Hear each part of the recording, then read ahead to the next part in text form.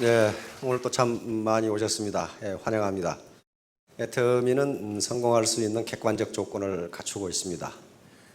그런데 객관적 조건을 갖추었다고 해서 아무나 성공하는 건 아닙니다. 성공하기 어려워요.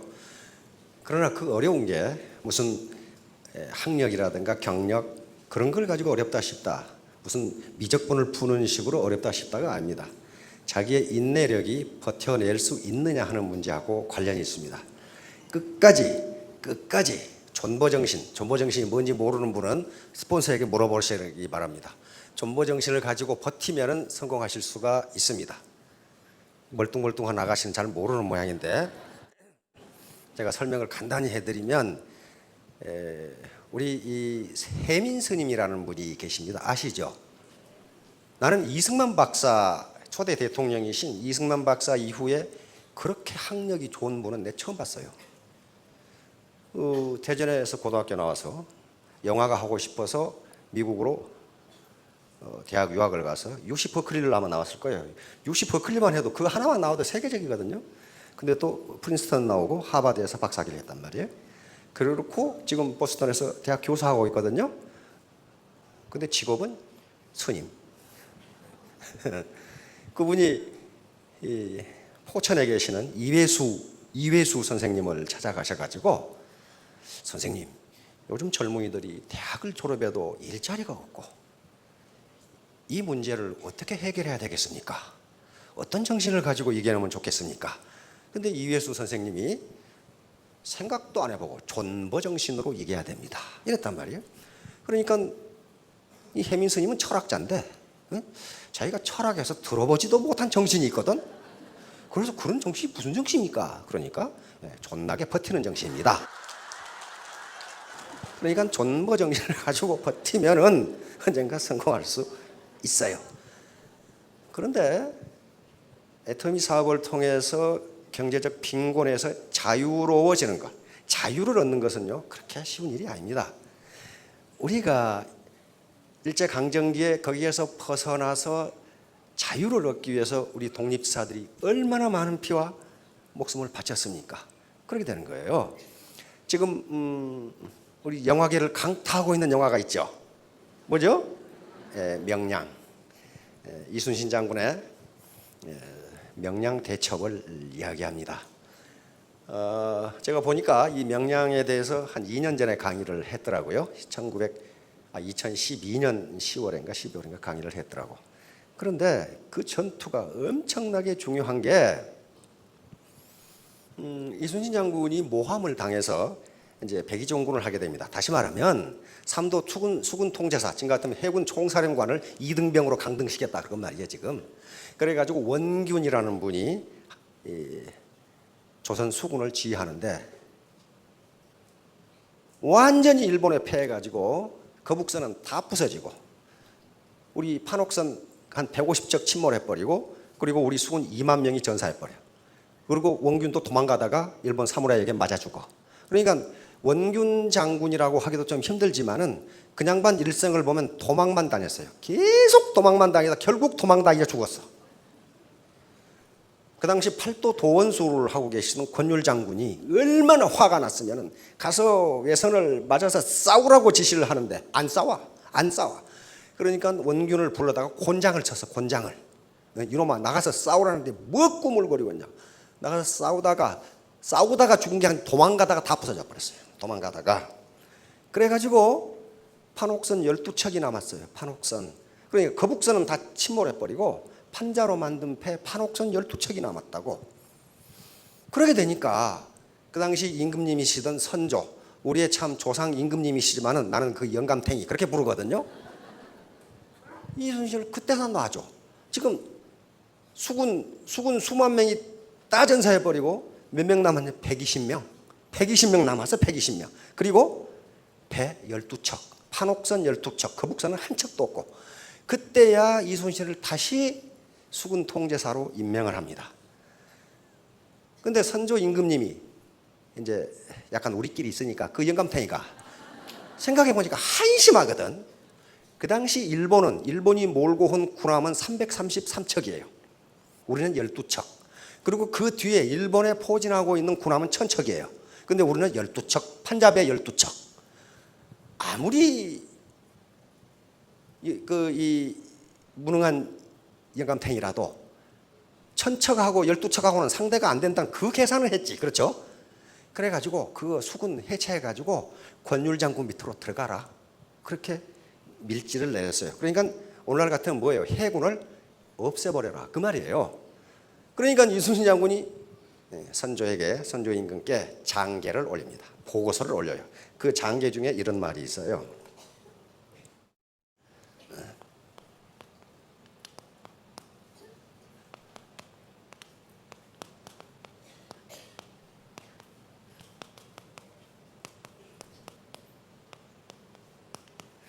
금신 전선 상유 시비. 지금 신에게는 아직도 12척의 배가 있사옵니다. 그런 말이에요. 아직도 신에게는 전선, 군함, 전선 12척이 있사옵니다. 여기 계신 분들이 12척 가지고 있는 거예요. 근데 사회는 또 여러 가지 경제 환경은 300척 가지고 있어요. 그 300척하고 12척하고 싸워서 이길 수 있다는 거예요. 이길 수 있다. 그런데 왜 그렇게 했냐 하면은 전략적 관점이에요. 일본이 그 당시 왜군이 우리를 침공했을 때 일본은 100년 동안의 전국 시대를 거치면서 그 전력이 막강합니다. 근데 조선은 당파 싸움만 하느라고 군대가 하나도 없어. 근데 무슨 군대 가지고 싸웠느냐? 그 당시에 율곡 이 선생이 10만 양병론을 주장했다는 거 아실 분 아시죠? 하나도 안 했어요.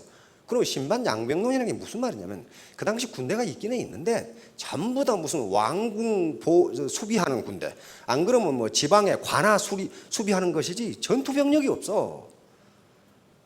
그런데 일본이 보니까 이거 조선 이거 아무것도 아니거든. 그래서 우리에게 뭘 요구하냐면 정명가도.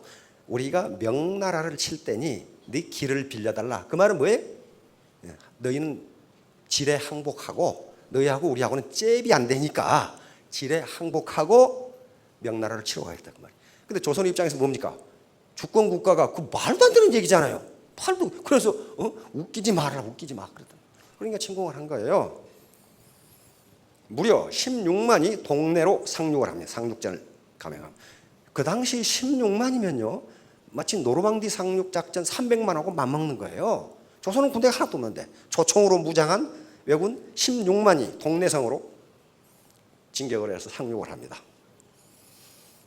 그런데 우스운 것은 벼슬아치들, 원균은 그럴 때 경상 좌도 수군 절도사니까 지금 같으면 함대 사령관인데 도망가 버렸어요.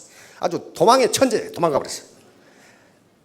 삼도 수군 병마 절도사 육군 이각 도망가 버렸어. 군 사령관, 군 지휘관, 그 다음에 벼슬아치들 다 도망가 버렸어. 다 도망가 버렸어. 그런데 유일하게 남은 분이 있어요. 그 밑에 참사관을 했던 정발장군.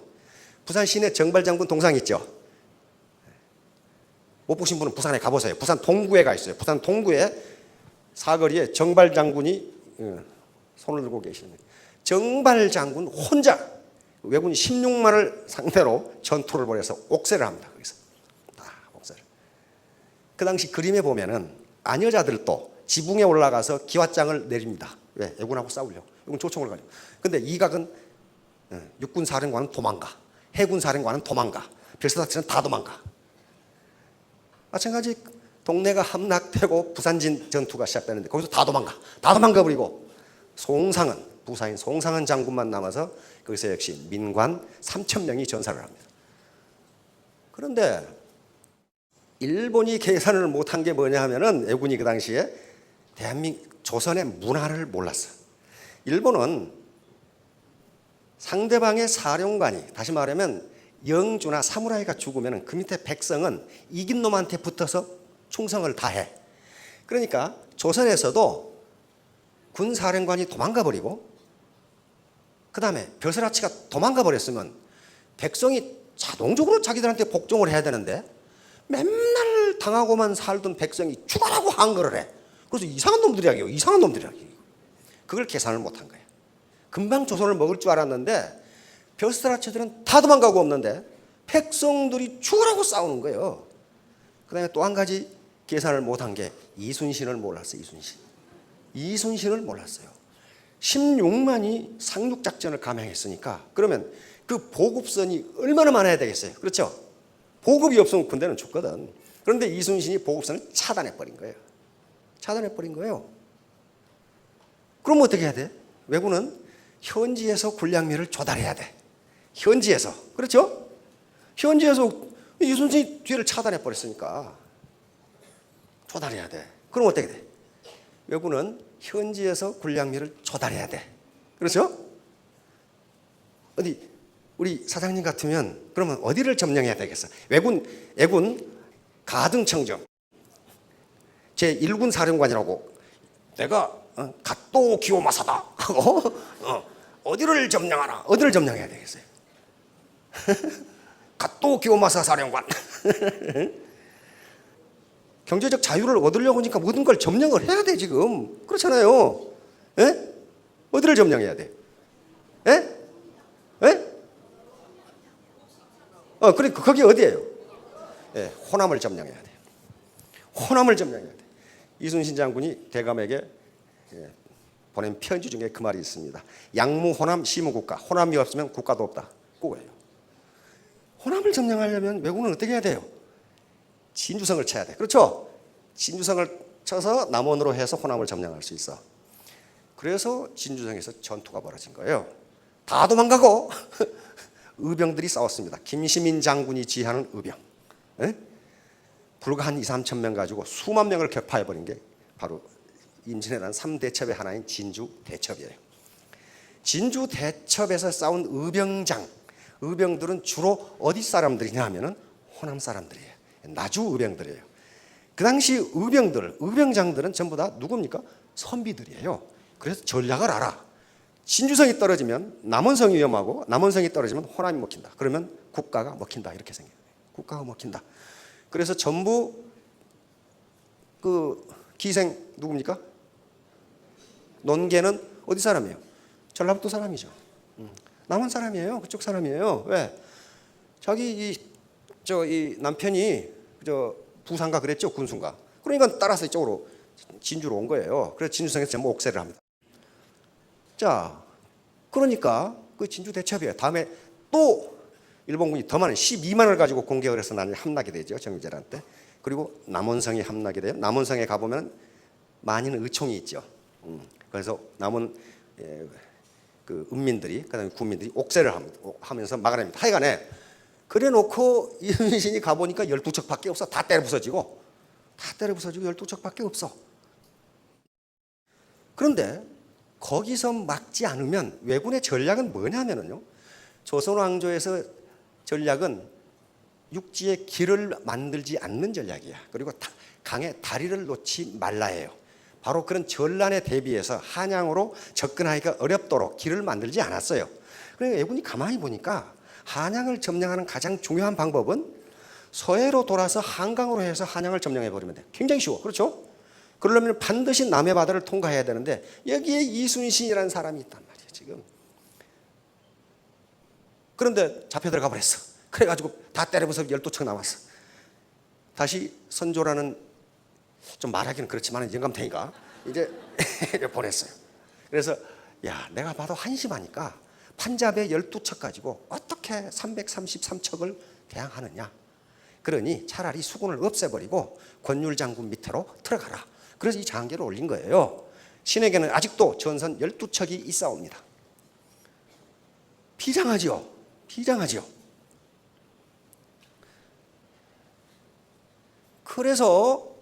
그래서 바로 명량해전이 있기 전에 거기서 왜군을 막지 않으면, 이게 뚫리면은 서해 바다로 해서 한강으로 들어가 버리면 서울이 금방 함락이 돼 버려요. 그러면 나라가 망해버려. 그러니까 여기서 막아야 돼요. 막아야 돼. 어떻게 해서든지 막아야 돼. 그래서 그 전날, 내일 명량 대첩이 있다면은 그 전날 장병 120명에게 한 훈시가 난중일기에 기록되어 있어요. 난중일기에 이순신 장군이 그렇게 내가 이렇게 훈시를 했다고 기록을 해놨어요. 거기에 무슨 말이 나오냐 하면 난중일기에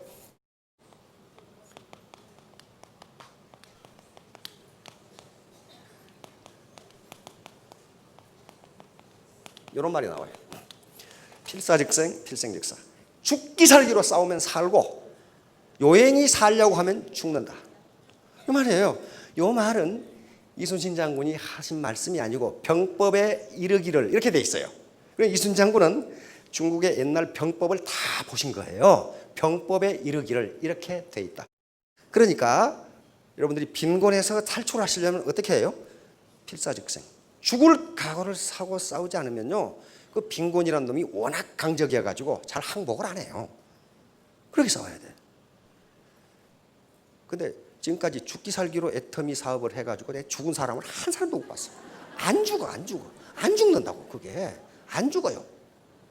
그렇게 하시면 경제적 자유를 얻으실 수가 있어요. 자, 신뢰 자본인데 계속 지금 자본 강의를 하고 있는데, 왜냐하면은 계속 지금 제가 앞으로 계속적으로 자본 강의를 할 텐데요. 피케티라는 사람이 있다고 그랬죠. 토마 피케티라고 하는 볼란서 파리 경제대학의 젊은 교수입니다. 토마 피케티라고 하는 이 양반이 쓴 책이 캐피탈 인 더 21 센처리, 21세기 자본론이라는 책이에요. 그러니까 이 책이 한 700페이지가 되는, 지금 우리나라 서점에 나와 있어요.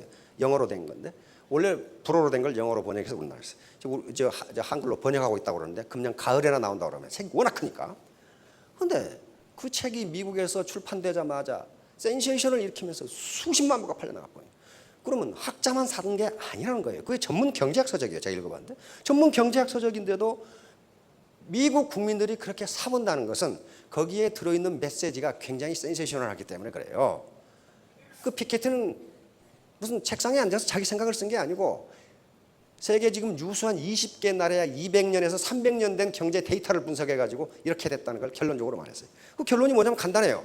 자본이 돈을 버는 속도가 노동이 돈을 버는 속도보다 빠르기 때문에 자본을 가진 자는 점점 부유해지고 노동을 가진 자는 점점 가난해질 것이다. 이것은 21세기에도 변함이 없다. 따라서 빈익빈 부익부는 앞으로도 개선되기는커녕 더 심화될 것이다. 이 결론이에요. 결론. 그러니까 자본을 갖지 못하면은 빈곤에서 벗어날 수 없다. 그래서 여러 가지 거기 정책을 제시하고 있습니다. 있는데 그놈의 정책이 언제 시행될지는 알 수가 없어요. 언젠가는 되겠지요. 그런데 생일에 잘 먹으려고 한 달 굶었더니 죽더라고. 그 정책 시행될 때까지 기다리다 죽어요. 그러니 결국 우리가 자본을 가질 수밖에 없다는 거예요. 그런데 다행히 과거 농경시대나 산업화 시대에는 자본의 개념이 제한되어 있었어요. 특히 그 당시에 자본이라고 했던 것은 경제자본입니다. 경제자본은 우리가 화폐로 환산할 수 있는 자본이에요. 예를 들면 현금이나 예금이나 주식이나 유가증권이나 또는 건물이나 땅이나 또는 로얄티를 받을 수 있는 특허권이나 또는 이 판권이나 이런 것들이 전부 다 경제자본이에요. 이런 것들은 쉽게 화폐로 계산할 수가 있어요. 이 자본을 갖는 것이, 경제자본을 갖는 것이 최종 목표지만은 그것을 부모로부터 물려받지 못한 사람은 경제자본을 갖기 전에, 특히 오늘날 지식경부화 시대에서는 자본이라는 개념이 굉장히 확대되기 때문에 다른 자본을 가져야 된다는 거예요. 그렇지 않으면 빈곤에서 벗어날 수 없다예요. 제가 가끔 지난 시간에도 예를 들었지만은 부모로부터 강남에 상가 빌딩을 하나 상속을 받으셨어. 상가 빌딩 한 20층짜리를 하나 받으셨어. 그러면 여기 이게 복잡한데 앉아 계시겠어요? 안 앉아계세요. 왜? 자본주의 시장경제 시스템이 그 상가라는 건물이 생산활동을 하도록 해줘요. 그렇죠? 그래서 그 자본이 생산활동을 해주기 때문에 여기 안 오셔도 주머니에 매달 돈이 들어와. 그렇죠? 제가 아는 지인에게 물어봤어. 강남에 있는 빌딩에 몇 층을 가지고 있대. 몇 층인지는 안 가르쳐 줄 거예요. 지금 만약 가르쳐 주면 또 거기 가서 또 물어보면 안 되니까. 그래서 야, 그 한 층 임대하면 한 달에 임대료 얼마 받아? 그랬더니 9천만 원. 엊그제도 인터넷 찾아보니 그게 나오더라고. 그러면 20층이면 얼마인지 계산하지 마세요. 신경질 나니까 계산하지 마시라고. 그게 자본이에요. 그러니까 자본을 가진 자는 점점 부유해지고 자본을 갖지 못하고 노동만 가진 자는 그 모양 그 꼴일 것이다. 그런데 20세기에도 그 갭은 점점 벌어질 것이다. 다시 말하면 노동만 가진 사람이 굶어 죽는다 그 말 아니에요. 그 말 아니고 부의 증가 속도가 비교가 되지 않는다 그런 말이에요 지금. 과거에 부자 3대 못 간다 그랬죠. 그것은 거짓말. 지금 옛날에는 맞아요. 옛날에는 맞지만 지금은 3대 가면 더 부자 된다예요. 왜? 자본을 물려받으면 더 부자 돼요. 예를 들면 이건희 회장님 조부님 어떻습니까? 굉장히 부자였어요. 만석군이었죠. 그렇죠? 굉장히 부자였어요. 그런데 그 다음 아들 이병철 회장 그 부친보다 더 부자 됐어요. 그렇죠? 그 아들 이건희 회장 이병철 회장보다 몇 배 부자예요. 3대 가면 망하는 게 아니고 자본을 물려받으면 더 부가 늘어나요. 다시 말하면 노동만 가진 사람이 부를 축적하는 속도보다 자본을 가진 사람이 부가 늘어나는 속도가 더 빠르다 그런 말이에요. 빠르다. 그러니 빈부격차는 점점 벌어질 수밖에 없다 하는 게 이 피케티의 이 책의 주장이에요. 그러니까 이 난리 법석을 치고 팔리는 거예요. 그리고 정책 결정자들도 네 말이 맞다 이렇게 되는 거예요. 네 말이 맞다. 그럼 어떡할 거냐? 이런 말이. 그러면 분명히 어떤 자본주의 역사는 계속 바뀌어 오기 때문에 바뀔 텐데 자본주의 흐름이 바뀔 텐데 언제 그걸 기다리냐 한 말이에요. 그거 기다리다가 목 빠져 죽는다 그런 말이에요. 그리고 그러려면 국가 재정이 튼튼해야 되는데 만약에 국가가 50세부터 500만 원씩 연금을 준다. 그럼 어떡하겠어요? 그러면 그 연금이라는 것은 자본입니다. 왜? 자기가 젊었을 때 축적한 거야. 그렇죠? 그리고 국가가 일부를 보조하는 게 연금이에요. 그러니까 50세부터 1년에 500만 원의 연금을 준다. 그러면 그 자본이 있기 때문에 나는 내 생활을 즐길 수가 있어요. 그런데 어느 나라도 그렇게 할 수가 없어 지금.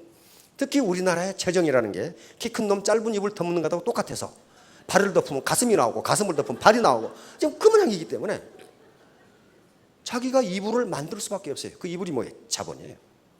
이불이라는 건 자본입니다. 자본이에요. 그래서 다행히 지식정보화 시대가 되면서 자본의 개념이 굉장히 확대됐고 학자들도 경제 자본보다 이 자본이 더 중요하다고 이야기를 합니다. 그러면 그것은 돈을 들여서 되는 것이 아니고 내가 어떻게 할 거냐? 내가 그렇다면 이것은 부모 탓할 것도 아니고 자기 탓을 할 수밖에 없다는 거예요. 여기에 신뢰라는 문제가 나옵니다. 트러스트.